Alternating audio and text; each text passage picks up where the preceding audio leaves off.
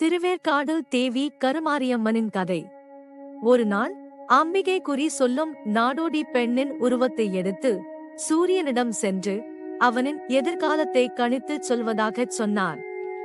ஆனால் தன் எதிரே வந்திருப்பது தேவி கருமாரி அம்மன் தான் என்பதை உணராத சூரியன் அம்பிகையை உதாசீனப்படுத்தினான். கோபமடைந்த அம்மனும் சூரியனை சபிக்க அவன் தன் பிரகாசத்தை கொஞ்சம் கொஞ்சமாக இழக்கத் தொடங்கினான். மேலும் தேவியின் சாபத்தால் அவனின் பெருமையும் குன்றியது. தனது தவறை உணர்ந்து திருந்திய சூரியனும் அம்பிகையை மனமுருக பிரார்த்தித்து தன்னை மன்னித்தருளும்படி வேண்டிக் கொண்டான். தேவி கருமாரி அம்மனும் சூரியனின் பிரார்த்தனையால் மனம் குளிர்ந்து அவனை மன்னித்தருளினார்.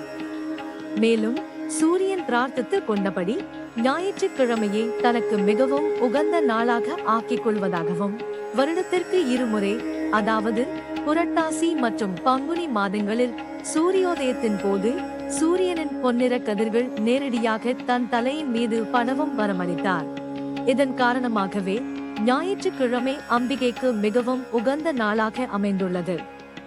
மேலும் வருடந்தோறும் புரட்டாசி மற்றும் பங்குனி மாதங்களில் சூரியோதயத்தின் போது சூரியனின் பொன்னிற கதிர்கள் நேரடியாக அம்பிகையின் தலையின் மீது படுவதை நாம் கண்டு களிக்க முடிகிறது. தமையனை தன்னுடன் எழுந்தருளச் செய்தல். முன்னொரு காலத்தில் வைகுண்டத்தில் வாசம் செய்யும் திருமால் தனது தங்கையான தேவி கருமாரி அம்மன் திருவேற்காட்டில் அருளாட்சி செய்வதை காண நேரடியாக வருகை புரிந்தார்.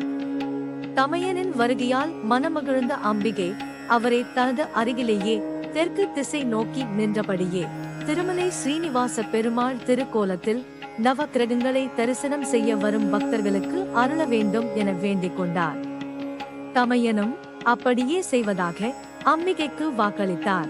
திருமாலும் தங்கைக்கு வாக்களித்தபடியே திருவேற்காட்டில் ஸ்ரீனிவாச பெருமாள் திருக்கோலத்தில் தெற்கு திசை நோக்கி நின்றபடியே பக்தர்களுக்கு அருள் வழங்கி வருகிறார். அவ்வாறே திருவேற்காட்டில் அம்பிகையையும் ஸ்ரீனிவாச பெருமாளையும் ஒரே நேரத்தில் தரிசனம் செய்த வேத வியாச முனிவர் அடைந்த மகிழ்ச்சிக்கு அளவே இல்லை. படைத்தல், காத்தல், அழித்தல் என்ற முத்தொழிலுக்கும் அதிகாரி அம்பிகை. எனவேதான் அவளை சிருஷ்டி கர்த்ரி, கோப்த்ரி, சம்ஹாரிணி என்கிறது லலிதா சகஸ்ரநாமம். தீமைகளை அழித்து நம்பியவர்களை காத்து சகலவிதமான பிரார்த்தனைகளை நிறைவேற்றவே அம்பிகை வெவ்வேறு இடங்களில் கோயில் கொண்டுள்ளாள். அந்த வகையில் திருவேற்காடு கருமாரி அம்மன் கோயில் மிக பிரசித்தி பெற்ற தலமாக பக்தர்கள் வேண்டுவதை எல்லாம் தரும் அற்புத தலமாக விளங்குகிறது. ஆதிகாலத்தில் வேப்ப மரங்கள் அடர்ந்த காடாக இருந்ததால் வேலங்காடு என்று அழைக்கப்பட்டது இந்த இடம். ஒருமுறை ஈசன் தேவர்களின் துன்பம் நீக்கச் சென்ற போது இறைவன் அம்பிகையிடம் நீயே சிவனும் சக்தியுமாகி ஐந்தொழில்களையும் செய்ய வேண்டும் என்று கூற அம்பிகை சம்மதித்து அகத்தியரிடம்தான் ஆட்சி செய்ய தகுந்த இடம் கேட்க அகத்தியர் வேர்காட்டை காட்டுகிறார்.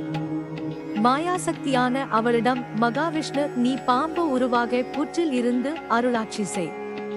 கலியுகத்தில் இப்போது இருக்கும் உருவத்துடன் திருக்கோயில் பெற்று விளங்குவாய் என்று கூற அன்னை கருமாரியாக கருணாக வடிவம் எடுத்து புற்றில் அமர்ந்தாள்.